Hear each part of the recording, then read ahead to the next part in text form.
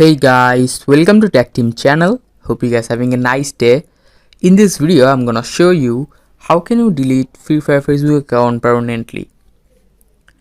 So you cannot delete your Free Fire Facebook account permanently because Free Fire won't allow it, but you can just unlink your Free Fire account from your Facebook.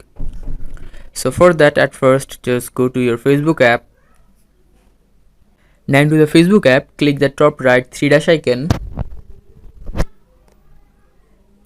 Now scroll and click on settings and privacy. Click on settings. Again scroll.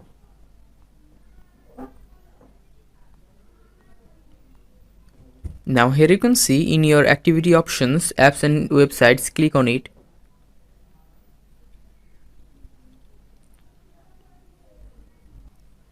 Now here you will find all the apps that are connected with your Facebook. Now just click on Free Fire. And here you can see remove option, just click on remove. And again click on remove.